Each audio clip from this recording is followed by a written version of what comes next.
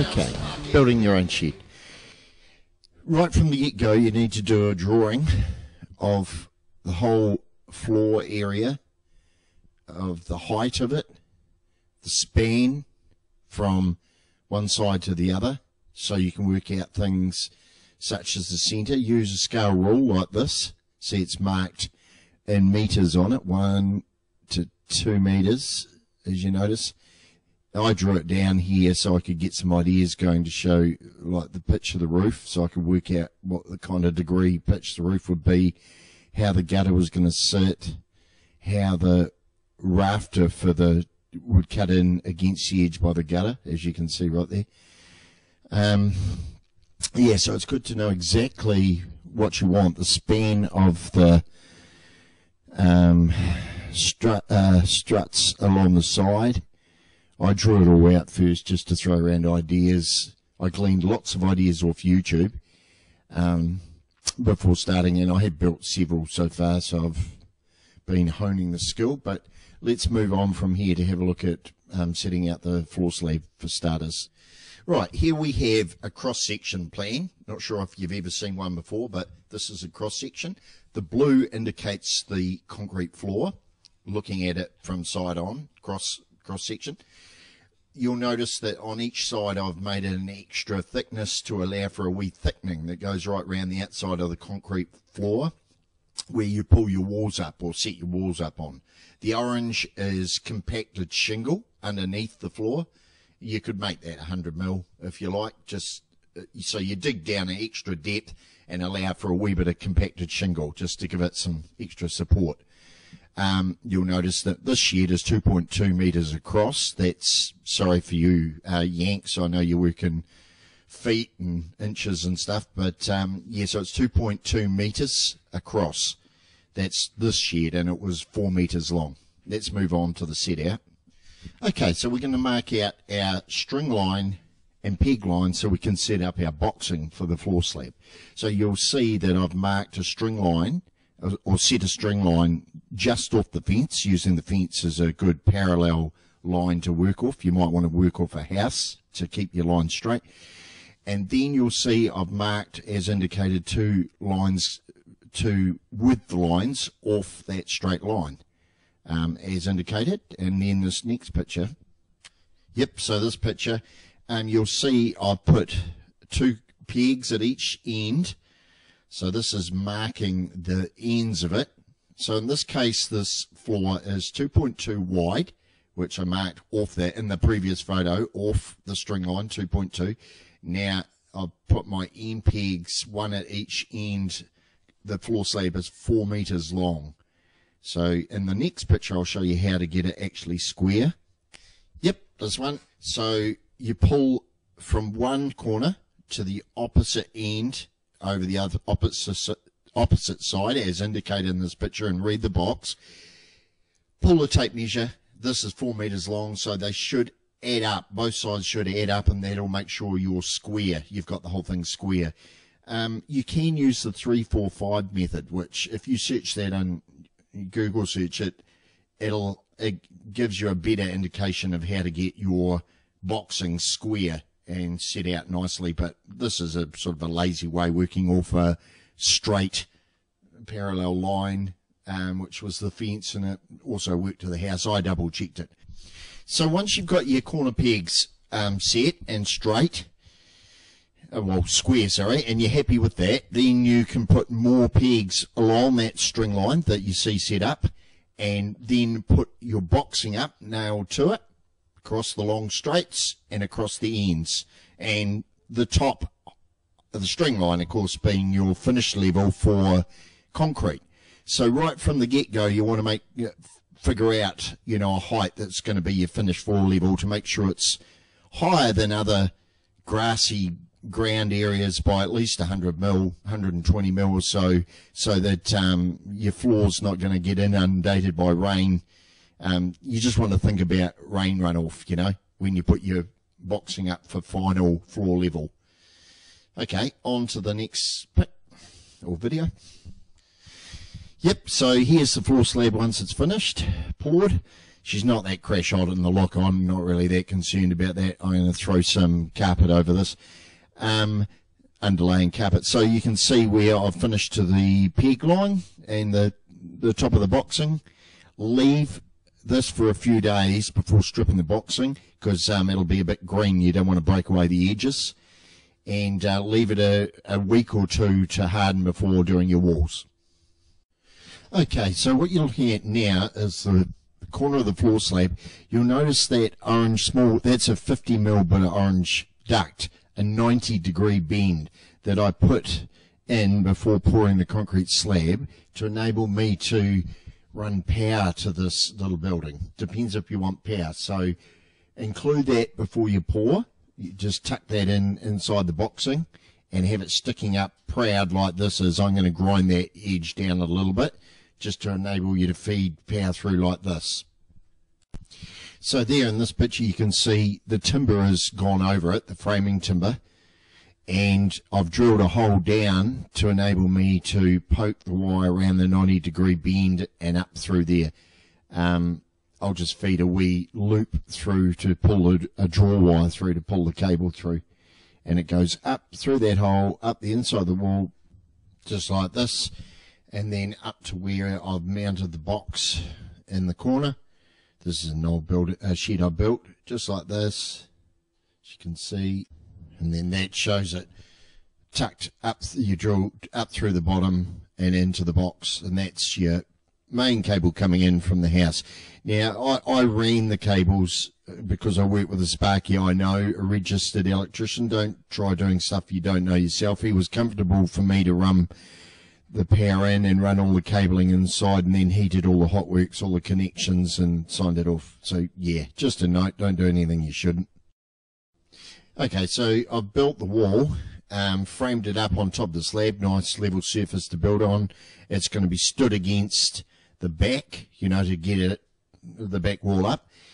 And we're starting to lay the building paper out across the top to give it a protective layer against any moisture.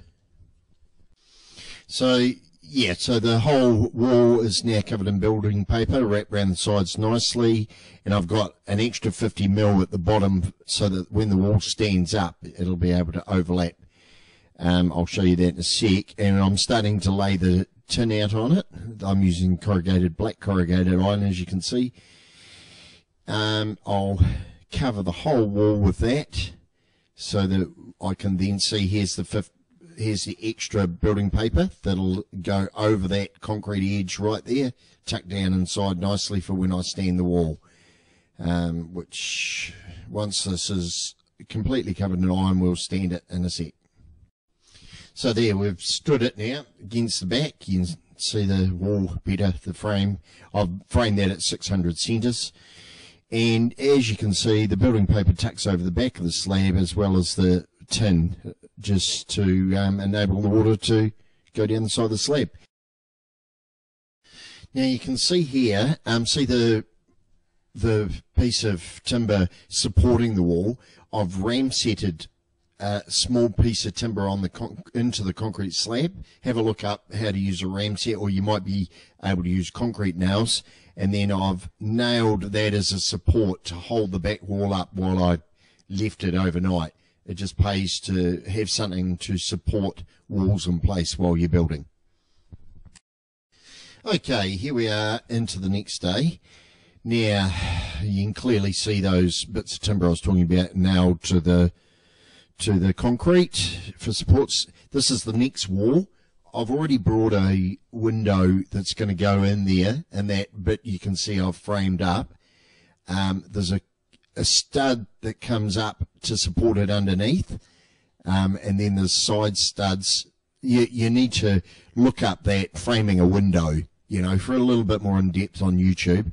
But what you want to do is make it 10 to 15mm wider than what you think you're going to need to enable the window to fit in snugly, and then you screw through into those studs that you can see framed there. Don't make it real tight. There's nothing worse, believe me. Yeah, I've been down that track. So this is all ready to go up for the window that will be facing towards the pool. that's out in front there, which is going to get removed. So yeah, onwards to the next bit. There, now you can see the walls stood and in place, and as you can see the concrete here where I've drilled with a concrete drill and inserted bolts to hold that bottom sole plate against the concrete. You just look that up. That's quite easily to find on YouTube, how to drill with a concrete drill. I've nailed through the studs on the side and checked with my spirit level to make sure I'm nice and square. Right, so here you can see I've framed the front wall now. The door's going to be right there where I've just walked in. And we've also put a top sole plate, so that plate around the top, and that locks the walls in. And we've also got a 200 by 50 mil main beam, roof beam in, with 2 bits of timber holding it in place there. That was to help check it in. You know, you put those in place first, and then drop him in, nail through it. Over here we've put, on the other side of the wall, we've put the spouting in out the back, and I've left it ever so slightly proud to run the roofing iron across into it. Just look up how to attach a spouting. Not too hard, I've just drilled it to the outside wall. Okay, so next stage.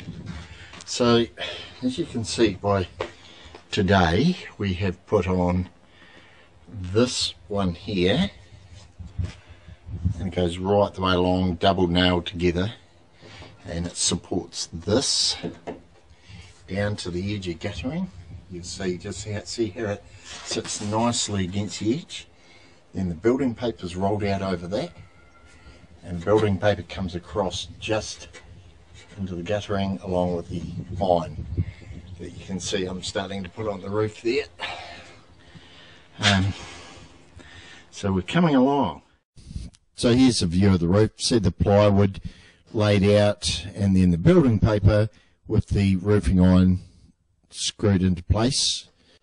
So it's important to make sure that the building paper and the roofing iron overlap into that gutter right there by 15 mil or so, or 20 mil. That way it'll carry all the moisture runoff that's underneath that roofing iron, condensation build up during the winter, make its way into that guttering.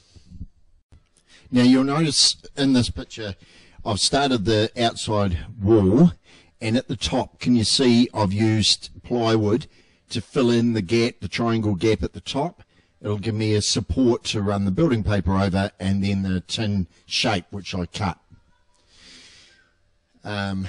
And I started from the bottom working up with the tin and left that final triangle shape. I marked it out and cut it out and fitted it. Now if we take a walk down to this inside, you'll see I've fitted the window that I brought into that cavity, screwed it through the window through the timber there into that cavity I made, and I'll countersink those screws and fill them later, and then, you know, repaint it. You come around this side, you'll see where I've left a gap of the profile of the tin, 20 mil there, although I'm actually going to put a flashing in and then finish the tin against the flashing. And speaking of flashing, here you can see, so I've run the tin in from the bottom up, and it's coming just nicely under the window so the water can shed off under that. And here's the flashing I've put down the side, and at the top I brought a particular flashing. Water comes down over the sill, and the tin on that side's fitted in underneath that bit of flashing nicely, and I'll do the same thing on the other side. Okay, as you can see, I've fitted the spouting and fitted the final flashings. I cut them to suit. See, I started with the top flashings first, coming across, hiding all that huckery screwing that's underneath there, and I had to cut with a grinder this last section, that triangle section, and it comes in under there, over that sheet. And then flashings to suit, just pot riveted, drilled and pot riveted through. The downpipe now, through the guttering, I've still got to fit that, which I'm going to a little drain that'll run along here, and the doorway's as yet to be finished, but you can see we are now closed in. So essentially this is the point I'm stopping at. Run out of money, have to do another couple of foreigners and raise a bit more cash. I by no means am advocating I'm a professional here. I'm just trying to give somebody out there some insight and a few steps to how to go about it if they want to build their own wee shed. As you can see, it's not professional, but it's to a degree that I'm happy with, to build my own little studio, to get some degree of peace and serenity to undertake my musical inspiration, if you know where I'm coming from. This is an old shed I built at our last property. It was slightly bigger, and that's basically where we ended up. Bit of a mess unpacking there. I'm going to do video number 2 with some input into how to line it, run the cabling perhaps, jib stop, paint, those bits and pieces. If anyone else out there wants any more in-depth advice, feel free to sing out and I'll see if I can help. Thanks guys, see ya.